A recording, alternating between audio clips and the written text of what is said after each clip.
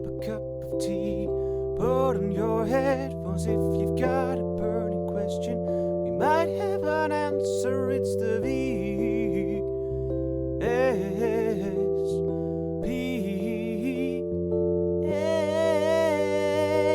podcast. Hello everyone and welcome to this very first VSPA podcast. My name is Tim and I'm this year's Study Committee Affairs Officer, and I'm sitting next to Merel, who is the chair of this year's board. Hi. Merel and I had the wonderful idea of setting up a new committee this year that makes podcasts. However, they won't start until next month, so we decided to organize the first few podcasts ourselves. In the next few podcasts, we will shortly introduce this year's board members by diving into their past, present, and future, and challenging them with some difficult dilemmas. Ooh. Today, I'll be talking to Merel Rosenboom, who is our chair. And I'm going to start off with a difficult question. Oh no. As the chair, you lead all the board meetings and make sure that our board functions well. And I was wondering, how would you describe this year's board in 3 words? 3 words for this year's board. We are passionate, enthusiastic, Yeah? and comedians. We're a bunch of comedians. And who's your favorite comedian in the board? Oh no, I cannot say. No? No, I do not know either. You don't know who has made you laugh the most? No, but you are close. I Yes. think you're winning this one. Yeah. I think Levi is Oh yeah. It's just quite always funny. jokes. Jokes All around.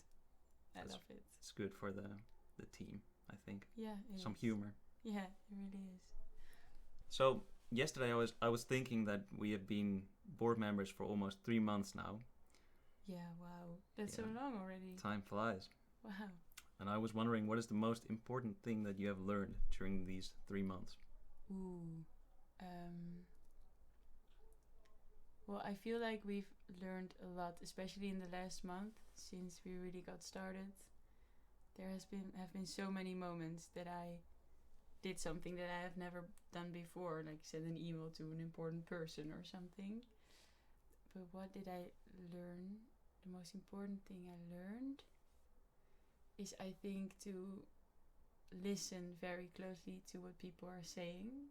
Like, that is something I'm really training now. And I'm learning to listen to what someone's saying and then make sure that everybody understands. So translate it to someone who looks like they don't understand what the other is saying, then I try to mediate that. Mm-hmm. And that's quite a challenge. I didn't know it was going to be a big part of the job, but I really like it, and I feel like I'm learning that. So you're learning a lot of new languages. Yes, personal, private languages, I'm getting there. And would you say that it's something that comes naturally to you? Well, kind of.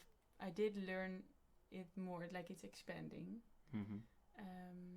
But I am always focusing on, does everybody feel heard in the first place? So that comes naturally. Yeah. Okay, because now I want to talk a bit more about what you were like as a child. And I was wondering if, Oh you, no. if you were also already a sort of chair as a child. Or maybe a mediator. Well, not always. At first I was just a little child and I played around and no. But that might be a nice thing to say, is that a few weeks ago I ran into a girl from my primary school, and I told her I hadn't seen her in 6 years, so since or more, 8 years since primary school ended. And I told her that I was studying psychology, and she was not surprised at all. And I was surprised to hear that, but it turned out that I was already mediating when I was 10. Mm. So yeah, a little bit. But not the way I'm doing it now, of course. But I mean, mediating children that are 10 years old, I think that's pretty good practice because that Yeah. can be quite difficult to mediate. Yeah, I wouldn't want to do that again. I'm happy with my So, 20-year-olds No now. developmental psychology for you. Ooh, I don't know. Maybe to study it, but I don't know if I would be the best to actually work with children. Mm. I think they are too annoying. Okay, so I want to talk about the study a bit more now. Yes, I love it. Psychology. I know you do. What do you like so much about psychology? Ooh, I think I really found that out after starting to study it, Mm-hmm. that it is something that is always around you. It's always happening, psychology.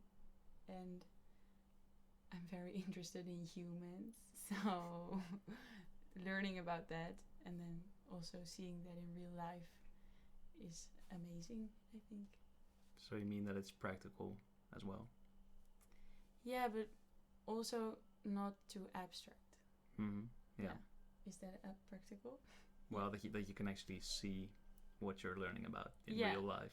Yeah, and do it as well Mhm. a little bit. It's not just numbers or formulas. No, don't come at me with that shit. That shit. Luckily, we have Julia for that kind of stuff. Yeah. I'll leave that all up to our treasurer. She will nail it. Okay, so talking about studying psychology, what kind of tips do you have for our psychology students? Ooh, study tips. If you have the time, read all the books. I think that is very fun. I just liked reading the books, but at some point I didn't have the time anymore, and then the VSPA has some nice summaries. No, for real. But if you have the time, it can be very valuable to read everything and go to all the lectures. Or, well, right now you, of course, cannot go to them, but view them all, look at them all, because I feel like that's a very passive way to learn what you have to learn. You can just listen, and the teachers will also highlight what they find the most important things, and those will come back on your exam. So I find that a very good way to study. All right. So watch the lectures and read the books. Yeah, and plan. Mm. Yeah, make a nice planning with some colors and highlighter. Make it a nice job for yourself. What is your favorite lecture you've ever been to? My favorite lecture. Oh, that's hard. I'm viewing all my lectures. They're all crossing in front of my eyes. I think the first lectures from Peter Stahlfeld were very memorable because everything's so new, Mm-hmm. and he can be pretty theatrical. Yeah? Yeah, so I remember at one point he was talking about fear, Mm-hmm. and then he had a story about a dog or something, and he was just talking in a very slow, normal way, just like he lectures, and then at one point he suddenly barked as if he was the dog, and then the whole lecture hall was shook, and that stuck to me because Mm. that was a moment that I realized, oh, he's having fun. He didn't do that in my ear. I remember he talked about a dog and fear. Yeah, of course. We all know Maybe, stories about the dog and the fear and the bell. Maybe one of the students was so shocked by it that he never did it again. No. Someone went up to him, please don't do that ever again. All right, and then I'm gonna throw in a random question to finish off this segment. Yes, random question. The Netherlands is of course known as the country of bikes, Mm-hmm. and I was wondering, do you remember when you first learned to ride a bike? Where it was, Yes, who it was with? I do. I think it's a very classical story that everyone has, but I'll tell it anyways. It is pretty memorable. I remember my father was teaching me how to ride the bike, and I was cycling, and then he would hold the back of my bike. But then at one point he let go without telling me, so I was cycling by myself. But then I found out that I was cycling by myself, and I of course thought, I cannot do this, and I'm scared. So I kind of lost control and I drove into a car that was standing on the street, like parked, and then the mirror broke. Nice. No, it was not nice. Your father must have been very proud of you. No, it was very traumatic. for a short moment. Yeah, I cycled like 2 meters, Mm. and then it took way more practice and some trust. Now you're still cycling, and Yes. you're pretty good at it. I'm pretty good at it, I haven't seen you crash so far. and I would say I go pretty fast, actually. Yeah? Yeah. Wow. She can cycle. You want to do a race sometime? Oh no, No? I won't race you. You cycle way too fast. Right, well, that's it for this segment, and now we're going to dive into the next segment, which is also going to be the final segment already, Ooh. and it's called Dilemma Time. Ooh. So I will pose you 3 dilemmas, and I want you to answer as quickly as you can and explain your answer to us. A dilemma is a situation in which you have to make a decision, and it's very hard to make that decision. Dilemma time. So the first dilemma: Exciting. you're only allowed to leave if someone explicitly asks you to leave, or every time you laugh, €1 gets charged off your bank account. Oh no. No, I couldn't. That's do already that. €1. Yes, you see. No, I would want to be asked to leave Mm. by people. That would also be easy. Like when you're somewhere, you just chill until someone says you gotta go. But what if you really want to go? You start smashing things and so that they make you. Well, at least I can still laugh without losing all my money. No, I think it would be okay if they would tell me to go. All right. Well, you can go, Merel. I'll be bye-bye. Okay, then we're gonna go to the next dilemma. Every time you're in the supermarket, you have to smash a can of beans, or every time you're in the supermarket, you have to try to bargain with the cashier. Oh, bargain with the cashier. Man, if you could do that well, you could save some real money. Mm-hmm. I think I would like to do that one. I don't think I would be good at it, so it would be a very good challenge. And then at some point I must be like the master of bargaining. That sounds good. And all my groceries will be for free. For free.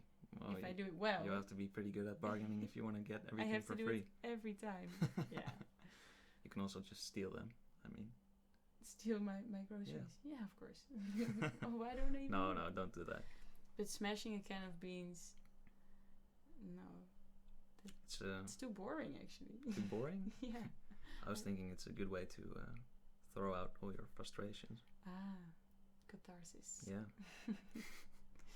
No, I don't have that many frustrations. good. I like my beans in the can. All right, then we're gonna go to the final dilemma. You can either breathe underwater, or you can fly. Breathe underwater. Yeah, That's actually easy. it's It's- easy to breathe underwater. No, this decision. Okay. This is no dilemma, I think, because I used to watch H2O always when I was a little kid. That's that series about mermaids. Mm, Do you know it? I've never seen it. Oh my god, it's amazing. I missed something. Yes, it's the best. And ever since watching that, I have wanted to be a mermaid. That's actually why I got my diving license, just to feel like a mermaid. So breathing underwater is a dream come true. Nice. These dilemmas weren't that hard at all. I made Alright, it I'll out quite alright. I'll try to find some harder ones then for next time. Alright, so that's it for Dilemma Time, which means we have come to the end of this very first VSPA podcast. And I hope we all got to know you, Merel, a bit better. I hope so. And next time I will be talking to our sexy secretary, Jikke. Woohoo. So I'm curious what he has to say. Thank you very much, Merel. Thank you. Bye. Bye bye.